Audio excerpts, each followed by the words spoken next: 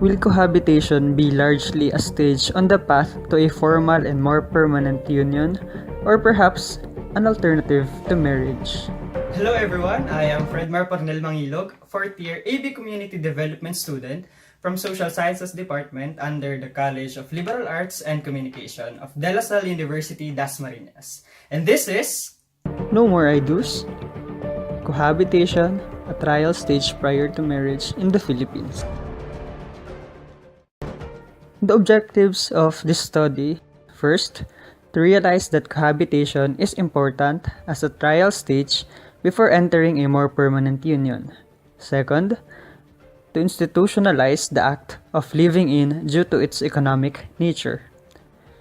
And third, to be socially and morally accepted that cohabitation is a stage prior to a formal marriage. Cohabitation is defined as the practice of living together and having sexual relationship of two individual, like married couples, without going through a wedding ceremony. Researchers found out that the attitude towards cohabitation remained quite conservative among young Filipinos. But men view cohabitation more favorably than women do. There are also evidences that prove cohabitation is more common among couples who can be classified as liberal on certain number of dimensions. Cohabitation has a strong economic nature. The strengths of cohabitation. Cohabitors can know their partner very closely, and it's a way to test out whether heterosexual couples are suited for one another in terms of sexual, emotional, and economic or financial benefits. The weaknesses, meanwhile: cohabitation is not a permanent relationship and uncertainty of the future is demerit. Cohabitation has several opportunities, such as couples can share their assets and liabilities. There is a freedom to easily leave the relationship. Also, it excludes the conflict of having family dramas and long court procedures in case the couple agrees to end the relationship. And lastly, cohabitation costs nothing compared to having a wedding ceremony. Of course, there will also be disadvantages. The threats in this relationship are: couples may get sick of each other, so one might find it easy to look for another partner. Second, usually the girl, will expect marriage soon. And finally, cohabitation might affect their children's life. In the case of cohabitation in the Philippines, it is very clear that a type of community greatly affects the mindset of young Filipinos when it comes to cohabitation and marriage per se. Cohabiting couples are very common among lower class Filipinos than those in a higher class, primarily because having low social status like education or unemployment makes a greater barrier to marriage for men, making cohabitation more likely to them. On the other end, provided by more parental control, religious influence, and living in a rural area will be a great barrier to consider cohabitation for women, making it less likely for them. Cohabitation is practicality. Paying house rents, electricity and water bills, and the like hinders a person to be economically sound. So looking for a partner to share expenses with is one of the answers, not to mention that many Filipinos are underserved with government services simply because most are not given the privileges. This is very evident in Metro Manila and other urban settings, as urban-based respondents of previous studies report cohabitation experience compared to the rural-based respondents. Filipino couple wanting to form unions but are economically insecure prefer cohabitation over marriage. Going through the background of my respondents, Respondent A is 30 years old, Respondent B is 32 years old, where Respondent C is 36 years old. I have one male respondent and the other two are female, where two of them are couple. So all of them are single and are Roman Catholic. When it comes to the number of children, Respondent A has 3 children, while Respondent B and C do not have children yet. Their highest educational attainment is Respondent A is college graduate, while Respondent B and C are already practicing law. Their current occupation, Respondent A is senior reporting specialist in a call center company, and both Respondents B and C are already lawyer, as I have said.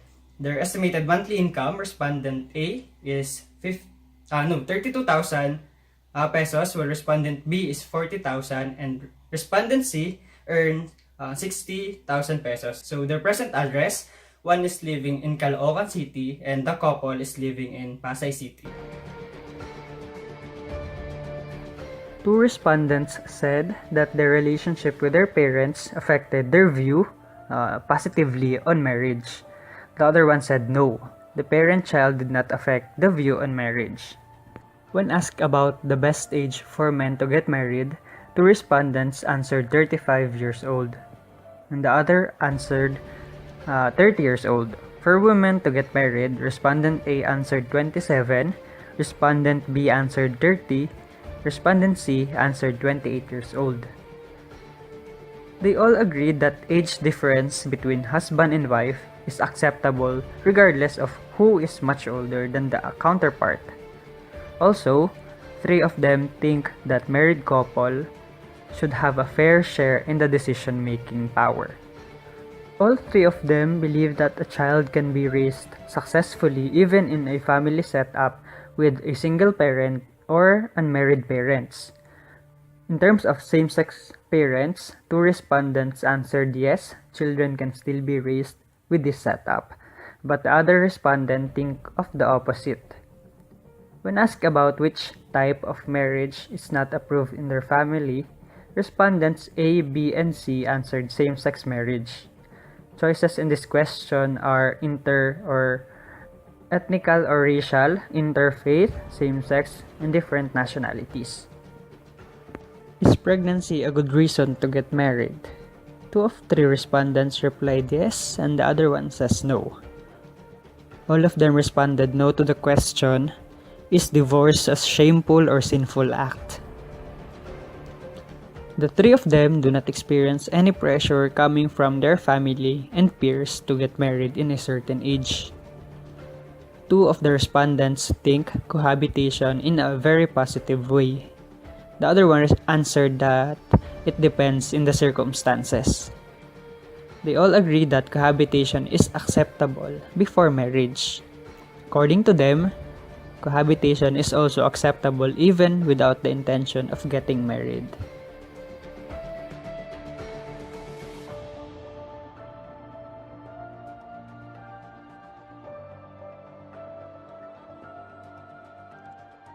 Three out of three respondents are in a live-in relationship in a span of 1 to 3 years already. The main reason stated for cohabitation, according to two respondents, is convenience, for economics and shared responsibilities, while the other respondent think that it is a trial and testing before entering marriage.